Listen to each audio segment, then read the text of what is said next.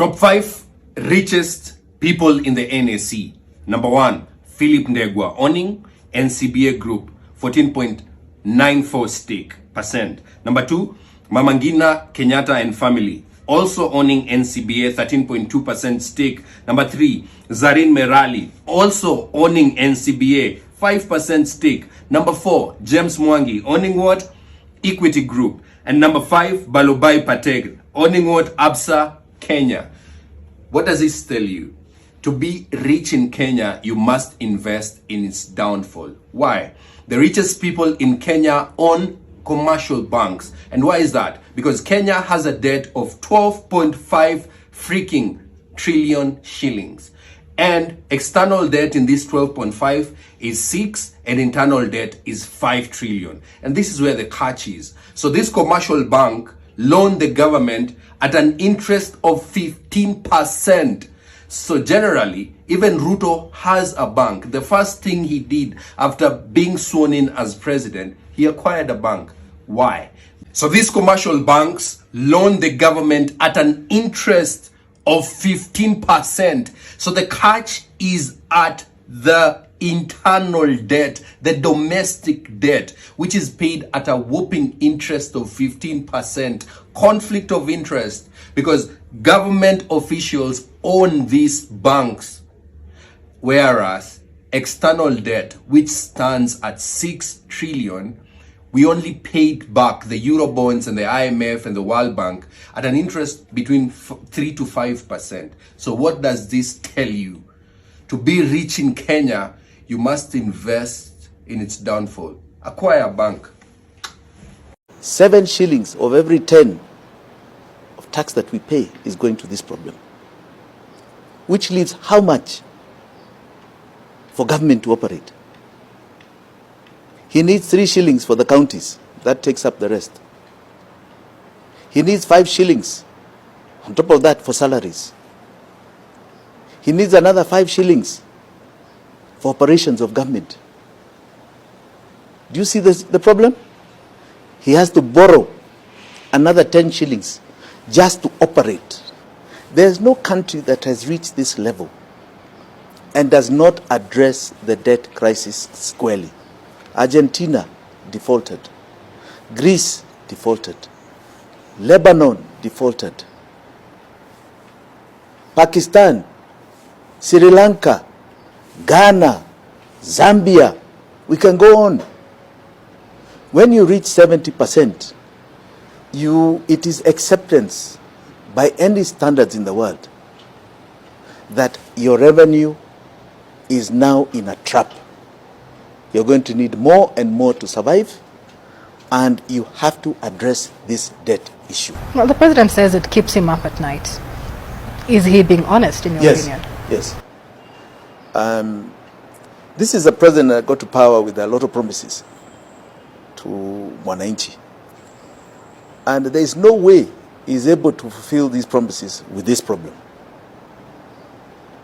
But isitoshe, the biggest problem is that this debt is going to lead to a crisis that will be untold pain for us. And we are going to hold him responsible for it. And that, I think, is his political nature. As is, you carried out a forensic audit of the country's debt over the last 10 years. Yes. How much of that debt is legitimate? The law is very clear. You can only borrow for development in the medium term to long term. When it comes to short-term borrowing, you're allowed a window within 1 year, and those are treasury bills, which are 1 year maturity, and an overdraft in the central bank. And that must never be more than 5% of the total audited tax of the previous financial year. So if you've received tax of 1 trillion, that tells you cannot have short-term borrowing, whether T-bills or overdraft, of more than 50 billion. The development budget over the last, up to 2022, July, Parliament passed 2.3 in borrowing for development. In other words, our taxes were paying the rest. Now, when you look at the development budget, over those years, it was 6 trillion. That means Parliament passed 2.3 to be borrowed. The rest was coming from our taxes. Simple. But the government at the time borrowed to the extent of 4.6. 2.6, that is not on the budget. 2.6, that did not go towards building a bridge or a road. Or even, though the law does not allow, to pay a salary. So, if it was not on the budget, it did not come to our benefit. And this is the position we have held. Whatever did not come to Mwananchi's benefit, that did not follow the laws, we should not be held responsible to pay it. But let me add, in as much as the government borrowed 4.6, our taxes, our contribution from our sweat, paid 5.6 over and above what was taken. And yet, even when we did our budget, our audit, it was showing that we owe 8.6 trillion. So what happened to the 5.6? These are the questions we started asking. And we said, okay, maybe there was something else. So we saw Kibaki's debt, and there was a carryover. So you take 4.6, you add 2.4, right? You're getting to the figure we were talking about almost. But we paid 5.6. What happened? So our view is this, that 2.3 is legitimate. Kibaki's was legitimate. All right? That takes you 2.3 plus 2.4. That takes you to about 4.7. We paid 5.6. So we paid all the debt. We paid all the debt, including interest. So we have a credit. So why are we being hit with this huge taxation? Why is it the president's problem today? It's because he is not bothering to deal with this debt square on in terms of legality. Why are we talking about legality of debt when every public borrowing and public finance generally is anchored under principles of the Public Finance Management Act?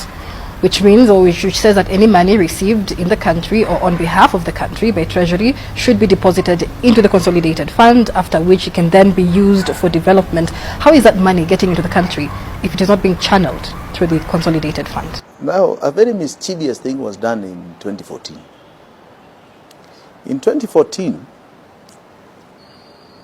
the Treasury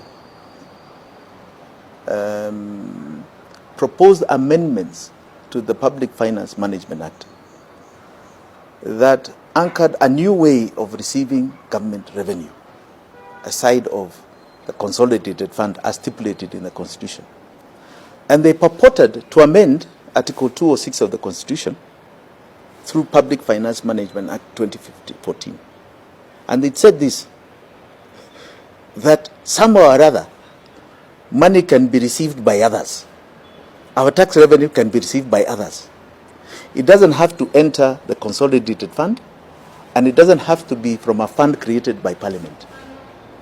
There is another way you can receive it, as a bank agent or some clearing or some other aspect, okay, which is unconstitutional.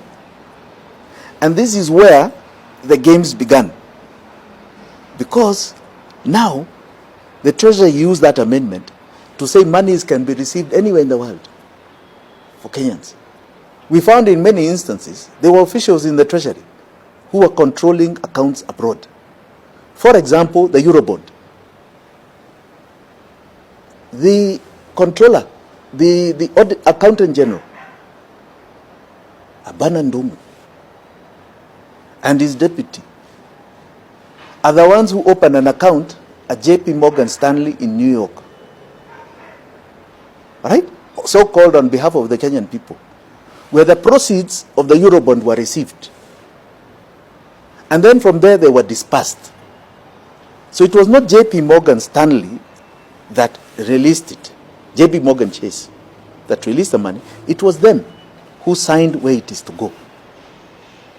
That, as far as the Constitution is concerned, is illegal.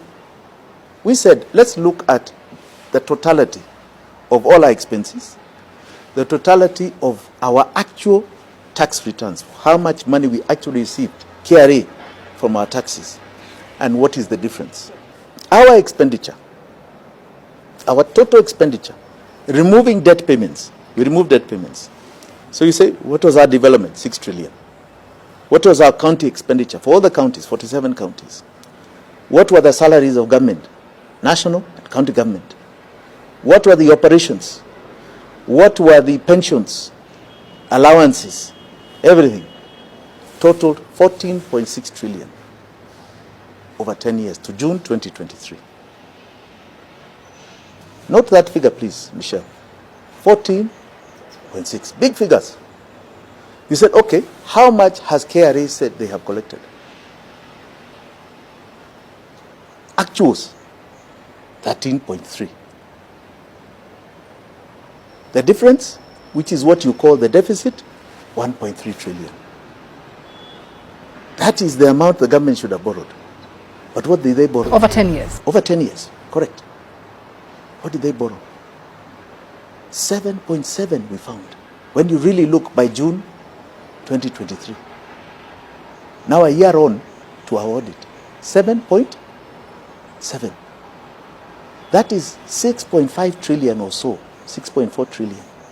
Above what we needed.